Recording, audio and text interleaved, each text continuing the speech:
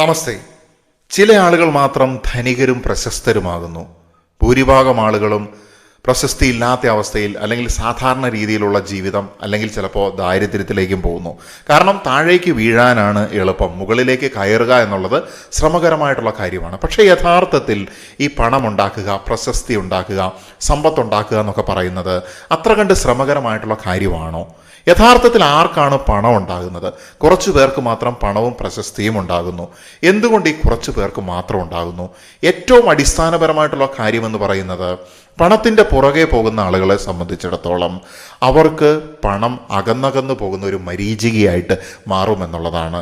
എന്നാൽ സ്വന്തം കഴിവിലും മൂല്യത്തിലും വിശ്വസിക്കുന്ന ആളുകളെ സംബന്ധിച്ചിടത്തോളം അവർക്ക് അൺലിമിറ്റഡ് ആയിട്ടുള്ള വെൽത്ത്, അബൻഡൻസ് അല്ലെങ്കിൽ സമൃദ്ധി, പ്രശസ്തി തുടങ്ങിയവ അവരിലേക്ക് ഒഴുകി വരും എന്നുള്ളതാണ്.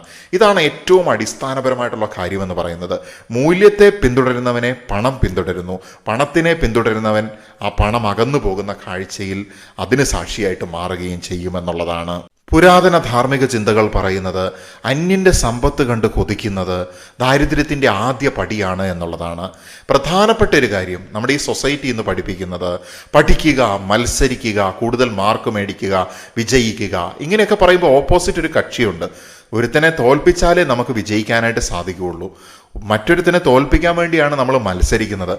പക്ഷേ ഈ ചിന്താധാരകളൊന്നും നമുക്ക് പറഞ്ഞു തരുന്നില്ല യഥാർത്ഥത്തിൽ നമ്മൾ തോൽപ്പിക്കേണ്ടതും വിജയിക്കേണ്ടതും ഇന്നലകളിലെ എന്നെ തന്നെയാണ് എന്നുള്ളത്. കാരണം ഞാൻ പണം ഉണ്ടാക്കാനായിട്ട് ഒന്നാമത്തെ എൻ്റെ ആശയം എടുത്ത് പ്രവർത്തിപ്പിച്ച് നോക്കി, തിരിച്ചടി ഉണ്ടായി.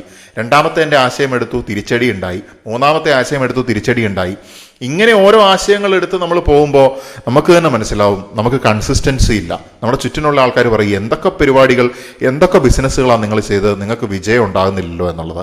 പക്ഷേ എത്ര ആശയങ്ങൾ എടുത്ത് പ്രവർത്തിപ്പിച്ചിട്ടുണ്ടെങ്കിലും ഈ ആശയങ്ങളിൽ നിന്ന് എനിക്ക് എന്തുകൊണ്ട് പരാജയമുണ്ടായി എന്നുള്ള വ്യക്തമായിട്ടുള്ള ധാരണ എനിക്കുണ്ട് എന്നുണ്ടെങ്കിൽ തീർച്ചയായിട്ടും എൻ്റെ അടുത്ത ഐഡിയ ഞാൻ എടുത്ത് ഉപയോഗിക്കുന്ന സമയത്ത് അത് കൂടുതൽ ബെറ്റർ ആയിട്ട് മാറുകയാണ്. കാരണം പ്രീവിയസ് ആയിട്ടുണ്ടായ എൻ്റെ ഫ്ലോപ്പ് ഐഡിയ അല്ലെങ്കിൽ എൻ്റെ ഫെയിലിയറിൽ നിന്ന് ഞാൻ ലെസൺ പഠിച്ചു എന്നുള്ളതാണ്. യഥാർത്ഥത്തിൽ ബുദ്ധൻ്റെ സങ്കല്പം വരെ നമുക്ക് പാരഡോക്സ് ആയിട്ട് തോന്നും. എന്നിരുന്നാലും ഞാൻ പറയുകയാണ്, ഈ പണത്തിലേക്ക് നമുക്ക് അക്സെപ്റ്റ് ചെയ്യാൻ പറ്റും. അദ്ദേഹം പഠിപ്പിച്ചിരിക്കുന്ന പ്രധാനപ്പെട്ട ഒരു കാര്യമാണ് life is A chain of experiences. ആ എക്സ്പീരിയൻസസുകളിൽ നിന്ന് പഠിക്കുന്നവൻ ആരാണോ അവനാണ് കൂടുതൽ വിജയത്തോടുകൂടി ആത്മീയ വളർച്ച പ്രാപിക്കുന്നത്. ആത്മീയ വളർച്ച എന്ന് പറയുമ്പം നമ്മൾ മനസ്സിലാക്കുന്ന, നമ്മൾ സംസാരിക്കുന്ന ആത്മീയ വളർച്ച എന്ന് പറഞ്ഞാൽ അവിടെ മൈൻഡുണ്ട്, ബോഡിയുണ്ട്, സ്പിരിറ്റ് ഉണ്ട്. ഓവറോൾ ഭൗതികമായിട്ടുള്ളതും ആത്മീയമായിട്ടുള്ളതും മെൻ്റലായിട്ടുള്ള എല്ലാ കാര്യങ്ങളെയും കൂടി ഉൾപ്പെടുത്തിയാണ് നമ്മളെ സ്പിരിച്വൽ ഗ്രോത്ത് കൊണ്ട് നമ്മൾ ഉദ്ദേശിക്കുന്നത്.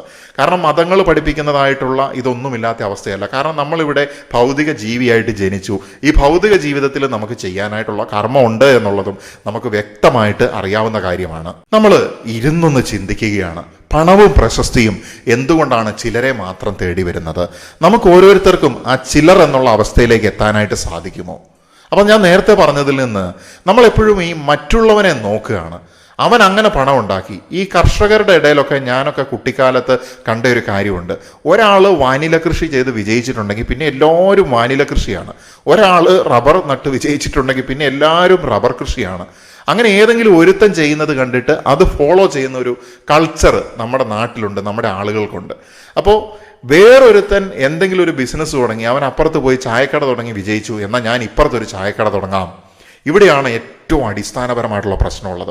കഴിഞ്ഞ ദിവസം ഒരു കുട്ടിയും അമ്മയും ഇങ്ങനെ എന്നോട് സംസാരിക്കുന്ന സമയത്ത് ഇങ്ങനെ ചോദിക്കുകയുണ്ടായി, ഇവർക്ക് പെട്ടെന്ന് പഠിച്ച് പണം ഉണ്ടാക്കണം എന്നുള്ളൊരു താല്പര്യമാണ്. അപ്പോൾ ഞാൻ ആ കുട്ടിയോട് പ്രധാനമായിട്ടും തിരിച്ചു ചോദിച്ച ഒരേ ഒരു ചോദ്യം, നിനക്ക് ഇതിനപ്പുറത്തേക്ക് നിനക്ക് ഒട്ടും ബോറടിക്കാതെ അല്ലെങ്കിൽ നിനക്ക് എത്ര നീ അതുമായിട്ട് ഇടപഴകി കഴിഞ്ഞാലും നിനക്ക് മടുപ്പില്ലാതെ മുന്നോട്ട് കൊണ്ടുപോകാൻ പറ്റുന്ന നിനക്ക് താല്പര്യമുള്ള ഏതെങ്കിലും മേഖലയുണ്ടോ എന്ന് ചോദിച്ചു. അപ്പോൾ ആ കുട്ടിക്ക് അത്തരത്തിലൊരു മേഖലയുണ്ടായിരുന്നു. അപ്പോൾ ഞാൻ പറഞ്ഞു അതിൽ അധിഷ്ഠിതമായിട്ട്, അതിൽ ഒരുപാട് കാലം പഠിക്കണം എന്നൊന്നും ഞാൻ പറയുന്നില്ല. നിനക്ക് പണം ഉണ്ടാക്കണം പെട്ടെന്ന്, ഷോർട്ട് ടൈം ആയിട്ടുള്ള കോഴ്സുകൾ, അല്ലെങ്കിൽ നിൻ്റെ താല്പര്യം എന്താണോ അതാണ് ഏറ്റവും പ്രധാനം എന്നുള്ളത്. അപ്പോൾ നമ്മൾ താല്പര്യത്തിൻ്റെ പുറകെ പോകുമ്പോൾ നമ്മുടെ കുടുംബം ചിലപ്പോൾ എതിർക്കും, നമ്മുടെ ബന്ധുക്കൾ ചിലപ്പോൾ എതിർക്കും, നമ്മുടെ സൊസൈറ്റി ചിലപ്പോൾ എതിർക്കും, വിദ്യാഭ്യാസ വിചക്ഷണന്മാർ ചിലപ്പോൾ മണ്ടത്തരങ്ങൾ പറഞ്ഞുകൊണ്ട് നമ്മളെ തടഞ്ഞു വെക്കും. ഇങ്ങനെയൊക്കെ ആണെങ്കിലും പ്രധാനമായിട്ടും നമ്മുടെ താല്പര്യം എന്ന് പറയുന്നത് ഏറ്റവും വലിയൊരു അടിസ്ഥാനപരമായിട്ടുള്ള തിരിയാണ് എന്നുള്ളതാണ്. കാരണം അവിടെ ഒരു സ്പാർക്ക് ഉണ്ടാകുന്ന സമയത്താണ് ഈ പണം ഉണ്ടാക്കുന്ന ചിലരിലേക്ക് നമുക്ക് എത്താനായിട്ട് സാധിക്കുന്നത്. അല്ലാതെ വേറൊരുത്തൻ അങ്ങനെ ചെയ്ത് പണം ഉണ്ടാക്കി അവൻ അവൻ്റെ താല്പര്യത്തിൽ കൂടെ പോയതുകൊണ്ടാണ് അവന് തീർച്ചയായിട്ടും അങ്ങനെ പണം ഉണ്ടാക്കാനായിട്ട് സാധിച്ചത്. ഈ കാര്യങ്ങൾ മാത്രമല്ല ഞാൻ പറയുന്നത്, നമ്മൾ വിശദമായിട്ട് എന്തുകൊണ്ട് ചിലർ മാത്രം പണക്കാരാകുന്നു, ആ ക്വാളിറ്റീസ് എൻ്റെ ഉള്ളിലുണ്ടോ എന്നുള്ളതും കൂടി നമ്മൾ ചെക്ക് ചെയ്യുകയാണ്. നമ്മൾ ഓരോരുത്തരും ആത്മപരിശോധന ചെയ്യുകയാണ്. അധർമ്മത്തിലൂടെ സമ്പത്ത് വന്നിട്ടുണ്ടെങ്കിൽ അത് അതേപടി ചോർന്നു പോകുമെന്നാണ് പറയുന്നത്. നിങ്ങൾ തന്നെ നിങ്ങളുടെ ജീവിതത്തിലേക്ക് തിരിഞ്ഞു നോക്കിയിട്ടുണ്ടെങ്കിൽ മനസ്സിലാവും, എന്തെങ്കിലും രീതിയിൽ വേറൊരുത്തിന് കിട്ടേണ്ട പണം അല്ലെങ്കിൽ നിങ്ങൾക്ക് അർഹതപ്പെടാത്ത ഒരു പണം നിങ്ങളുടെ കയ്യിൽ വന്നു, നിങ്ങളത് സൈലൻ്റ് ആയിട്ട് സൂക്ഷിച്ചു. ഏതാനും ദിവസങ്ങളോ മാസങ്ങളോ വർഷങ്ങളോ കഴിയുമ്പോൾ തീർച്ചയായിട്ടും അത് വന്നതിനേക്കാൾ വേഗത്തിൽ, അതായത് ചില കുത്തൊഴുക്കുകളുണ്ട്, അതിങ്ങനെ ഒഴുകി വന്നിട്ടുണ്ടെങ്കിൽ ബാക്കിയുള്ളതും കൂടി അത് കൂടെ അങ്ങ് കൊണ്ടുപോകുമെന്നുള്ളതാണ്, ഒഴുക്കിക്കൊണ്ട്. അപ്പോൾ അങ്ങനെ ആയിരിക്കുന്ന അവസ്ഥകൾ ഉണ്ടാകും എന്നുള്ളതാണ്. ഈ അന്യൻ്റെ പണം മോഹിക്കുന്ന സമയത്ത് അല്ലെങ്കിൽ അനർഹമായിട്ടുള്ള സമ്പത്തിലേക്ക് കണ്ണുവെക്കുന്ന സമയത്ത് ഉണ്ടാകുന്നൊരു കുഴപ്പമാണ്. അപ്പം ഞാൻ അവനെ പോലെ ആകണം എന്ന് ഞാൻ വിചാരിക്കുകയാണെങ്കിൽ അവൻ്റെ പണം എനിക്ക് കിട്ടുക എന്നുള്ളത്, അല്ലെങ്കിൽ അവനെ പോലെ ആകണമെന്ന് വിചാരിക്കുമ്പോൾ തന്നെ ബേസിക്കായിട്ട് ഞാൻ അന്യൻ്റെ പണമാണ് ആഗ്രഹിക്കുന്നത്. കാരണം അവനെ കണ്ടിട്ട് ഞാൻ അതുപോലെ ആകാൻ വേണ്ടി ശ്രമിക്കുകയാണ്. പല മതങ്ങളും പറഞ്ഞിട്ടുണ്ട്, പഠിപ്പിച്ചിട്ടുണ്ട്, അന്യൻ്റെ വസ്തു അല്ലെങ്കിൽ മുതൽ അല്ലെങ്കിൽ സമ്പത്തിലേക്ക് കണ്ണു വെക്കരുത്, അത് മോഹിക്കരുത് എന്നൊക്കെയുള്ള രീതിയിൽ. അതിൻ്റെ അടിസ്ഥാനം എന്ന് പറയുന്ന, അടിസ്ഥാനപരമായിട്ടുള്ള സ്പിരിച്വൽ സീക്രട്ട് എന്ന് പറയുന്നത് ഇതാണ്. കാരണം നമ്മൾ അന്യൻ്റെ ഇതിലേക്ക് നോക്കുമ്പോൾ അവൻ എങ്ങനെ ഉണ്ടാക്കി, നമ്മളെ വിട്ടുപോവുകയാണ്, നമ്മുടെ ഉള്ളിലേക്ക് നമ്മൾ നോക്കുന്നില്ല. എനിക്ക് എത്രമാത്രം എഡ്യൂക്കേഷണൽ ക്വാളിഫിക്കേഷൻ ഉണ്ട്, എനിക്ക് എന്തൊക്കെ കഴിവുകളുണ്ട്, എനിക്ക് എന്തൊക്കെ സ്കില്ലുകളുണ്ട്, എൻ്റെ നാട്ടിൽ എന്തൊക്കെ ഓപ്പർച്യൂണിറ്റീസ് ഉണ്ട്, എനിക്ക് ഇത്ര പ്രായമായിട്ടുണ്ടെങ്കിൽ എനിക്ക് എന്തൊക്കെ കാര്യങ്ങൾ എനിക്ക് ചെയ്യാൻ പറ്റും എന്നുള്ളതിനെക്കുറിച്ച് ചിന്തിക്കുന്നില്ല എന്നുള്ളതാണ്. ഈ പണമില്ല എന്ന് പറഞ്ഞ് പാട്ട് പാടുന്ന ആളുകളെയൊക്കെ നിങ്ങൾ നോക്കിയോ, അവർക്കൊക്കെ ഒരുപാട് ഫ്രീ ടൈം ഉണ്ടായിരിക്കും, അവർക്ക് എന്തെങ്കിലും ചെറിയ ജോലി ഉണ്ടായിരിക്കും, പക്ഷേ അവർക്ക് ഈ ഫ്രീ ടൈമുകൾ വിനിയോഗിക്കാനോ അല്ലെങ്കിൽ അവരുടെ താല്പര്യത്തിനനുസരിച്ച് മുന്നോട്ട് പോകാനോ സാധിക്കുന്നില്ല. കാരണം അവരെ പഠിപ്പിച്ചിരിക്കുന്നത് നിങ്ങൾ മത്സര പരീക്ഷ എഴുതൂ, അല്ലെങ്കിൽ നിങ്ങൾ PSC എഴുതൂ, നിങ്ങൾ മറ്റേ ആളെ പോലെ ആകൂ, നിങ്ങൾ മത്സരിക്കൂ, നിങ്ങൾ ഒന്നാം സ്ഥാനത്ത് എത്തുന്നുള്ള ആ ചിന്തയാണ് അവരെ ഭരിക്കുന്നത്. അപ്പോൾ അവരുടെ ഈഗോ അങ്ങ് വളരുകയാണ്. ഈ വളർന്ന ഈഗോ ഉള്ള വ്യക്തികളെ സംബന്ധിച്ചിടത്തോളം അവർക്ക് ഒരു കാര്യവും സമാധാനത്തോടു കൂടി ചെയ്യാൻ സാധിക്കില്ല എന്നുള്ളതാണ്. കാരണം അവർ ലോജിക്ക് വെക്കും, അവർ ടൈം ടേബിൾ വെക്കും, പക്ഷേ ആത്മീയമായിട്ടുള്ള ശക്തികളെ സംശീകരിക്കാനായിട്ട് അവർക്ക് സാധിക്കാതെ വരുന്നു. അതുകൊണ്ട് തന്നെ പിന്നീട് ഫ്രസ്ട്രേഷൻ്റെ അടിസ്ഥാനത്തിൽ പൊളിഞ്ഞു വീഴുന്നത് നമുക്ക് കാണാനായിട്ട് സാധിക്കും. അതുകൊണ്ട് നമ്മൾ എപ്പോഴാണോ നമ്മുടെ ഇത്തരത്തിൽ നമുക്ക് സമൂഹത്തിൽ നിന്ന് കിട്ടിയതായിട്ടുള്ള മത്സരബുദ്ധിയിൽ അധിഷ്ഠിതമായിട്ടുള്ള കടുംപിടുത്തങ്ങൾ ഉപേക്ഷിക്കാനായിട്ട് സാധിക്കുന്നത്, ആ സമയത്ത് തൊട്ട് നമ്മുടെ വിജയത്തിൻ്റെ പരവതാനി നമ്മൾ വിരിച്ചു കഴിഞ്ഞു എന്നുള്ളതാണ്. അടുത്തതായിട്ട് ഈ പണം ഉണ്ടാക്കുക എന്ന് പറയുമ്പോൾ പല ആളുകളും അന്യൻ്റെ മുതൽ എങ്ങനെ എൻ്റെ കീശയിൽ വരുത്താം എന്നാണ് ചിന്തിക്കുന്നത്. അന്യൻ്റെ മുതൽ എൻ്റെ കീശയിലേക്ക് ഒരു സർവീസോ അല്ലെങ്കിൽ ഒരു പ്രൊഡക്റ്റോ കൊടുക്കാതെ മറ്റെന്തെങ്കിലും ചെപ്പടി വിദ്യകൾ അല്ലെങ്കിൽ ഈ പ്രൊഡക്റ്റിലോ സർവീസിലോ അധിഷ്ഠിതമായിട്ട് എന്തെങ്കിലും തട്ടിപ്പും കൂടെ അതിൻ്റെ കൂടെ ചേർത്തുകൊണ്ടാണ് നമ്മൾ ഉണ്ടാക്കുന്നത് എന്നുണ്ടെങ്കിൽ തീർച്ചയായിട്ടും നമ്മുടെ ഉള്ളിൻ്റെ ഉള്ളിൽ എപ്പോഴും കുറ്റബോധം വന്നിരിക്കും എന്നുള്ളതാണ്.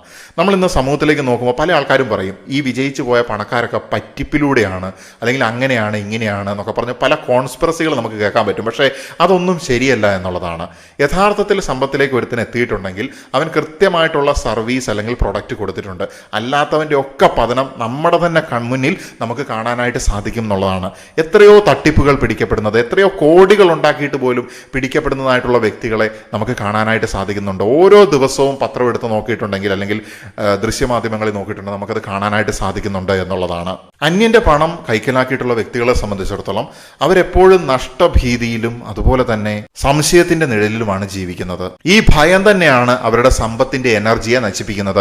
അവർക്ക് പിന്നീട് ഫർദറായിട്ട് പണം ഉണ്ടാക്കാനായിട്ട് സാധിക്കുന്നില്ല. കാരണം എപ്പോഴും മറ്റുള്ളവന്റെ പണം ഞാൻ പിടിച്ചു വാങ്ങിയതായതുകൊണ്ട് ഈ പണം സൂക്ഷിക്കുന്നതിനെക്കുറിച്ച് അല്ലെങ്കിൽ ഈ പണത്തിൻ്റെ മേലായിരിക്കും അയാളുടെ എനർജി മുഴുവൻ ഉണ്ടാകുന്നത്. പക്ഷേ നിങ്ങൾ ഒരുത്തൻ്റെയും പണം നിങ്ങൾക്ക് കിട്ടിയിട്ടില്ല, നിങ്ങൾക്ക് യാതൊരു വിധത്തിലുള്ള പൂർവിക സ്വത്തുകൾ കിട്ടിയിട്ടില്ല, നിങ്ങൾക്ക് വളരെ മിനിമമായിട്ടുള്ളൊരു എഡ്യൂക്കേഷനുള്ളൂ, പക്ഷേ നിങ്ങളുടെ ഉള്ളിലൊരു കോൺഫിഡൻസ് വരികയാണ്, എനിക്ക് തീർച്ചയായിട്ടും പണം ഉണ്ടാക്കാനും എൻ്റെ ജീവിതത്തിന് ആവശ്യമായിട്ടുള്ള ധനസമ്പാദനത്തിനും എനിക്ക് സാധ്യമാകുന്നുള്ളൊരു ചിന്ത എൻ്റെ ഉള്ളിൽ ആദ്യമേ വന്നു കഴിഞ്ഞിട്ടുണ്ടെങ്കിൽ 0 നിന്നാണെങ്കിലും നിങ്ങൾക്ക് മില്യണയറും ബില്യണയറും അല്ലെങ്കിൽ ട്രില്യണയറോ എന്ത് വേണമെങ്കിലും ആകാം എന്നുള്ളതാണ്. പ്രധാനമായിട്ടും വേറൊരുത്തിന് ലോട്ടറി അടിച്ചു എന്ന് കാണുമ്പോഴത്തേനും അവന് പിന്നെ സ്വൈര്യം കൊടുക്കുന്നില്ല. നമ്മുടെ നാട്ടിൽ കാണുന്ന ഒരു അവസ്ഥാവിശേഷമാണ്.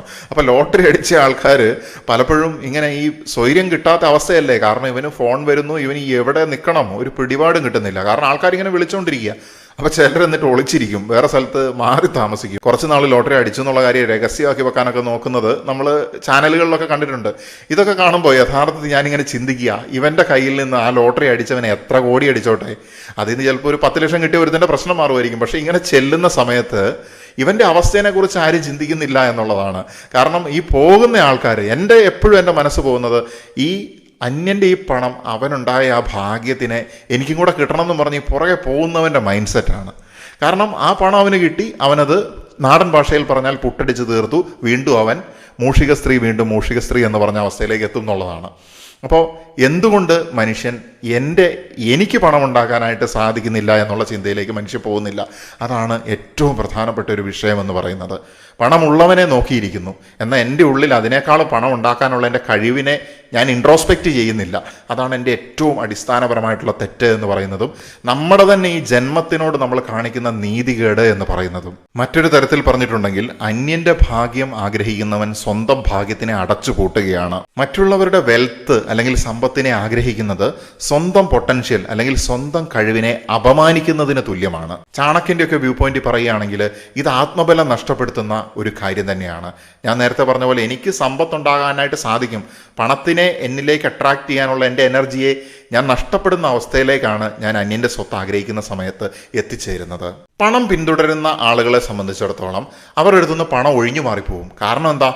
എവിടെയാണോ ക്ലാരിറ്റി ഉള്ളത്, എവിടെയാണോ വ്യക്തമായിട്ടുള്ള ആശയമുള്ളതും അതിനെ ശുദ്ധമായിട്ട് പ്രവർത്തിപ്പിക്കാനായിട്ട് സാധിക്കുകയും ചെയ്യുന്നത്, അവിടേക്കാണ് പണം ഒഴുകി വരുന്നത് എന്നുള്ളതാണ്. ഈ മറ്റുള്ളവൻ്റെ പണം വേണം, അല്ലെങ്കിൽ ഗ്രീഡ് ഉണ്ടാകുന്ന സമയത്ത്, അല്ലെങ്കിൽ കൺട്രോൾ വേണം, ഈഗോ ഉണ്ടാകുന്ന സമയത്ത് എന്താ സംഭവിക്കുന്നത്? അവിടെ നിന്ന് ക്ലാരിറ്റി മാഞ്ഞു പോവുകയാണ്. ക്ലാരിറ്റി ഇല്ലാത്തടത്ത് പണം നിൽക്കില്ല എന്നുള്ളതാണ്. അതുകൊണ്ടാണ് ഞാൻ നേരത്തെ പറഞ്ഞത്, ആർത്തിയാണ് ദാരിദ്ര്യത്തിൻ്റെ ഏറ്റവും ആദ്യത്തെ ഘട്ടം എന്ന് പറയുന്നത്. ഇപ്പോൾ ഉദാഹരണത്തിന് നിങ്ങൾക്ക് ഒരു 5 ലക്ഷം രൂപ പോട്ടെ 20 ലക്ഷം രൂപ കിട്ടിയെന്ന് വിചാരിക്കുക. നിങ്ങൾ ആ പണം ഉടൻ തന്നെ വർദ്ധിപ്പിക്കാനായിട്ട് ശ്രമിക്കുകയാണ്. നിങ്ങൾക്ക് എങ്ങനെ വർദ്ധിപ്പിക്കണം? എനിക്ക് 1 വർഷം കൊണ്ട് അതിനെ ഇരട്ടിയാക്കിയിട്ട് മാറ്റണം. പക്ഷേ ഓരോ ദിവസവും കുറേശ്ശെ വർദ്ധിപ്പിക്കാമെന്നുള്ളതിനപ്പുറത്തേക്ക് 1 വർഷം കൊണ്ട് എനിക്കിതിൻ്റെ ഇരട്ടി കിട്ടണമെന്ന് ആഗ്രഹിക്കുന്ന ആൾക്കാർ എന്ത് ചെയ്യാണ്? ഇതിനെ കൊണ്ട് സ്റ്റോക്ക് മാർക്കറ്റിലോ അല്ലെങ്കിൽ ക്രിപ്റ്റോയിലോ അല്ലെങ്കിൽ മറ്റെന്തെങ്കിലും സ്വർണത്തിലോ സ്ഥലത്തിലോ കൊണ്ട് നിക്ഷേപിക്കുന്നു. പക്ഷേ സാഹചര്യങ്ങൾ എങ്ങനെ വേണമെങ്കിലും മറിയാമെന്നുള്ളതാണ്. ചിലപ്പോൾ ഇരട്ടി പ്രതീക്ഷിച്ചവൻ വർഷങ്ങളോളം അതിൻ്റെ പകുതിയിലോ അതിൻ്റെ കാൽഭാഗത്തിലേക്കോ കുറഞ്ഞ് ട്രാപ്പായിട്ട് കിടക്കുന്നത് നമുക്ക് കാണാനായിട്ട് സാധിക്കും. എന്താ ഇവിടെ പ്രശ്നം? നമ്മുടെ ആർത്തിയാണ് നമ്മളെ കൊണ്ട് കുഴിയിൽ ചാടിച്ചത് എന്നുള്ളതാണ്. അപ്പോൾ ആർത്തി ഇല്ലാത്തവനെ സംബന്ധിച്ചിടത്തോളം അവന് ഈ വെൽത്ത് വെച്ചുകൊണ്ട് നല്ല രീതിയിൽ മുന്നോട്ട് പോകാനായിട്ട് സാധിക്കും. കാരണം അവൻ മുഴുവൻ പണത്തിനെയും റിസ്ക് ചെയ്യുന്നില്ല എന്നത് തന്നെ. അപ്പോൾ ആർത്തി എന്ന് പറയുന്നത് ഈ ഒരു വിധത്തിൽ ദാരിദ്ര്യത്തിൻ്റെ ഫസ്റ്റ് കുഴിയിലേക്കുള്ള ചാട്ടമായിട്ട് മാറുകയാണ്. നിങ്ങൾ ചുറ്റും നോക്കിയിട്ടുണ്ടെങ്കിൽ കാണാനായിട്ട് സാധിക്കും, ആർത്തിയുള്ളവൻ ഗതി പിടിച്ച് നിങ്ങൾക്ക് കാണാനായിട്ട് സാധിക്കില്ല. അന്യൻ്റെ മുതൽ പിടിച്ചു മേടിച്ച് അപഹരിച്ചു കൊണ്ടുപോകുന്ന വ്യക്തികളും നന്നായത് നിങ്ങൾക്ക് കാണാൻ സാധിക്കുന്നുണ്ടോ എന്നുള്ളത് ചുറ്റിനുമൊന്ന് നോക്കിയിട്ടുണ്ടെങ്കിൽ മനസ്സിലാകും. ആരെങ്കിലും പറ്റിച്ച സ്വത്ത് കൊണ്ട് വന്നിട്ടുള്ള പൂർവ്വ പിതാമഹന്മാരുണ്ടെങ്കിൽ ആ സ്വത്ത് എവിടെയെങ്കിലും നിലനിൽക്കുന്നുണ്ടോ എന്ന് നോക്കിക്കഴിഞ്ഞാൽ നിങ്ങൾക്ക് മനസ്സിലാകും അതൊക്കെ വന്നതിനേക്കാൾ വേഗത്തിൽ കുത്തിയൊലിച്ചു പോയിട്ടുണ്ട് എന്നുള്ളത്. ഏറ്റവും പ്രധാനപ്പെട്ട പണത്തിനെക്കുറിച്ച് പ്രപഞ്ചം എന്നിലൂടെ നിങ്ങൾക്ക് തരുന്ന ഒരു സന്ദേശം എന്ന് പറയുന്നത്, നിങ്ങൾ ഏറ്റവും ഇമ്പോർട്ടൻസ് കൊടുക്കേണ്ടത് നിങ്ങളുടെ മൂല്യത്തിനാണ്. നിങ്ങൾ തന്നെയാണ് ഏറ്റവും വലിയ മണി മേക്കിംഗ് മെഷീൻ എന്ന് പറയുന്നത്. നിങ്ങൾ തന്നെയാണ് ഏറ്റവും കൂടുതൽ പണത്തിനെ അട്രാക്റ്റ് ചെയ്യുന്ന കാന്തം എന്ന് പറയുന്നത്. എപ്പോഴാണോ നിങ്ങൾ നിങ്ങളുടെ ബ്രെയിനിന് ക്ലാരിറ്റി ഉണ്ടാക്കുന്നത്, നിങ്ങളുടെ ആശയങ്ങൾക്ക് ക്ലാരിറ്റി ഉണ്ടാക്കുന്നത്, നിങ്ങളുടെ പ്രവർത്തികൾ അല്ലെങ്കിൽ നിങ്ങളുടെ കർമ്മത്തിനെ നിങ്ങൾക്ക് മനോഹരമായിട്ടും ചിട്ടയോടും കൂടി ഡിസിപ്ലിൻ്റെ അടിസ്ഥാനത്തിൽ ചെയ്യാനായിട്ട് സാധിക്കുന്നത്, നിങ്ങളിലേക്ക് പണത്തിൻ്റെ ഒഴുക്ക് നിങ്ങൾക്ക് ദർശിക്കാനായിട്ട് സാധിക്കുമെന്നുള്ളതാണ്. പണം ലക്ഷ്യമാകുന്ന സമയത്ത് ജീവിതം ചുരുങ്ങും.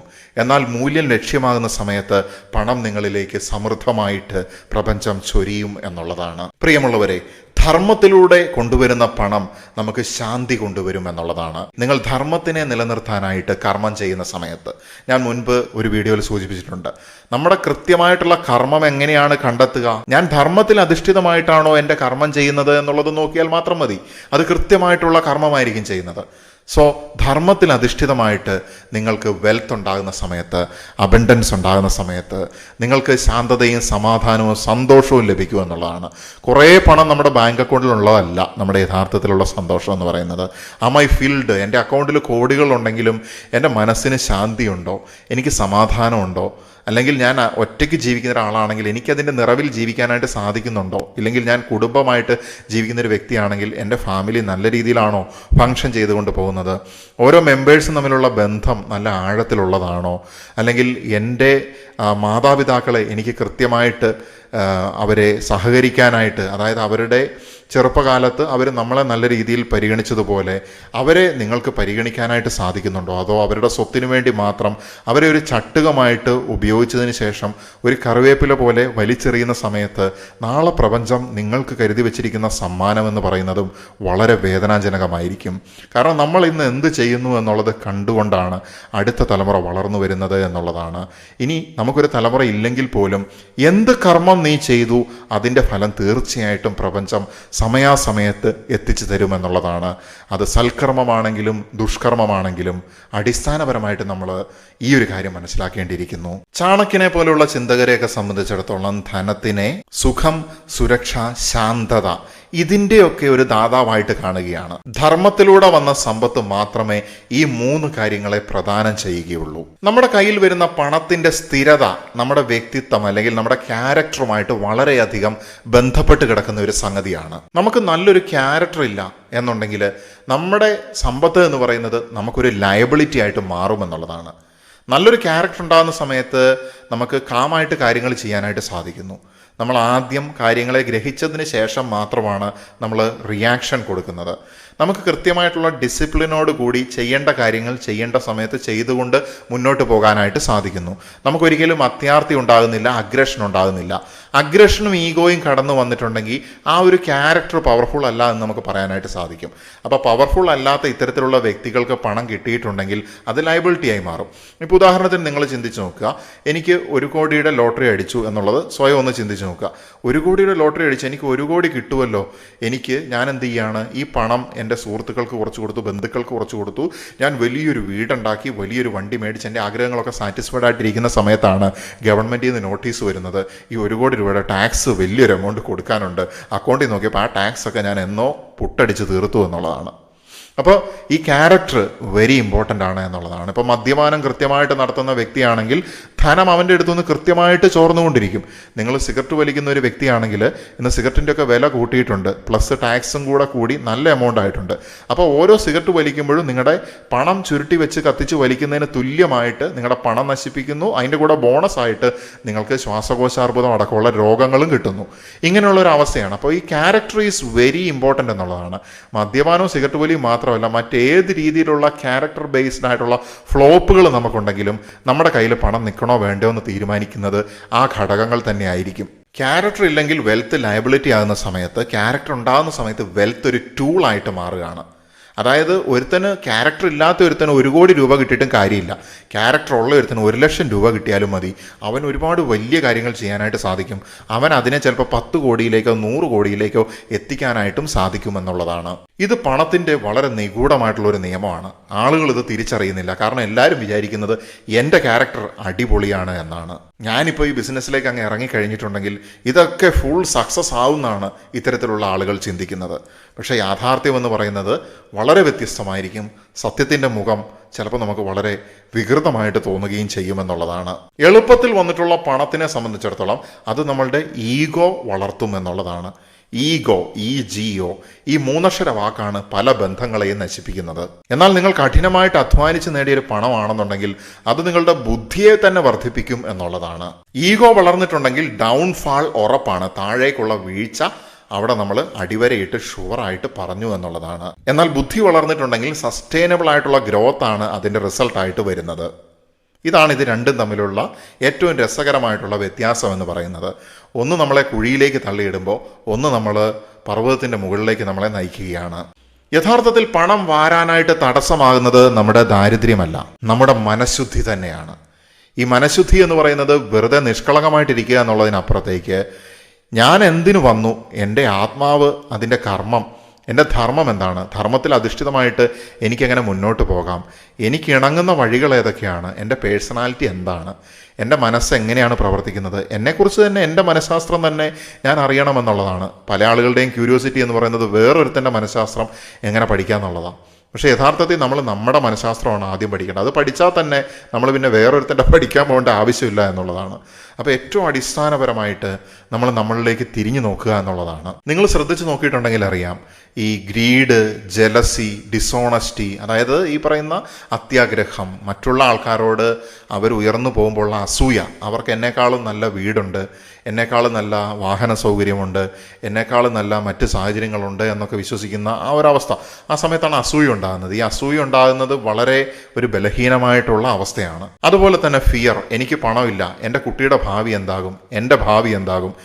ഈ പറയുന്ന അസൂയ, ഫിയർ, ഗ്രീഡ്, അതിനോടൊപ്പം തന്നെ മൂല്യബോധവും ധാർമ്മികതയും സത്യസന്ധത ഇല്ലാത്തതായിട്ടുള്ള പ്രവർത്തികളും കൂടെ ഒത്തുചേരുന്ന ആൾക്കാരെ നിങ്ങൾ നോക്കിയിട്ടുണ്ടെങ്കിൽ നിങ്ങൾക്ക് മനസ്സിലാകും. അവർ പണത്തിൻ്റെ പുറകെ ഓടുന്നു. ഫ്രസ്ട്രേഷൻ മാത്രമായിരിക്കും അവർക്ക് കിട്ടുന്ന റിസൾട്ട് എന്ന് പറയുന്നത്. കാരണം അതൊരു കോസ്മിക് ലോയാണ്. അത് അങ്ങനെയേ സംഭവിക്കുകയുള്ളൂ. കാരണം ഈ പറഞ്ഞ എല്ലാ കാര്യങ്ങളും പണത്തിനെ വികർഷിപ്പിക്കുന്ന എനർജികളാണ്. ഇവരിൽ നിന്ന് പണം അകന്നു പോകും. ആരാണോ ഇവരുടെ ഈ പ്രവർത്തനങ്ങൾക്ക് പാത്രമാകുന്നത് അവരിലേക്ക് ആ പണം കാലാന്തരത്തിൽ എത്തിച്ചേരുകയും ചെയ്യും. യഥാർത്ഥത്തിൽ പണം എന്ന് പറയുന്നത് ഒരു പരീക്ഷയാണ്. പണം എന്ന് പറയുന്നത് ഒരു സമ്മാനം അല്ല. ചാണക്യന്റെയൊക്കെ ചിന്തകളിലൂടെ പോകുന്ന സമയത്ത് നമുക്ക് മനസ്സിലാക്കാനായിട്ട് സാധിക്കും, പണം കിട്ടുന്നതല്ല വിജയം, അതിനെ നിലനിർത്താനായിട്ട് സാധിക്കുന്നുണ്ടോ എന്നുള്ളതാണ് ഏറ്റവും പ്രധാനപ്പെട്ട കാര്യം. സമ്പത്ത് ലഭിക്കുന്നത് ഭാഗ്യം, അത് ധർമ്മത്തോടെ നിലനിർത്തുന്നതാണ് ബുദ്ധി എന്ന് പറയുന്നത്. അതുകൊണ്ട് ഞാൻ പറയുകയാണ്, പണത്തെ പിന്തുടരരുത്. നിങ്ങളുടെ മൂല്യത്തെയും ധർമ്മത്തെയും കർമ്മത്തെയും പിന്തുടരൂ. ആ സമയത്ത് പണം നിന്റെ പുറകെ തീർച്ചയായിട്ടും വരും. പ്രപഞ്ചത്തിൻ്റെ ഈ ധനത്തിനെ കുറിച്ചിട്ടുള്ള സന്ദേശം ഈ ഭൗതിക ജീവിതത്തിൽ ഒരുപാട് ഇമ്പോർട്ടൻ്റ് ആയതുകൊണ്ടാണ് ഞാൻ പങ്കുവെക്കുന്നത്. തീർച്ചയായിട്ടും നമുക്ക് വരാനിരിക്കുന്ന വീഡിയോയിൽ കാണാം. നമ്മൾ പണത്തിനെ ഭയക്കുകയല്ല, നമ്മളാണ് അതിൻ്റെ മാസ്റ്റർ എന്ന് കണ്ടുകൊണ്ട് മുന്നോട്ട് പോകുന്ന സമയത്ത് തീർച്ചയായിട്ടും വിജയമുണ്ടാകും. നമസ്തേ.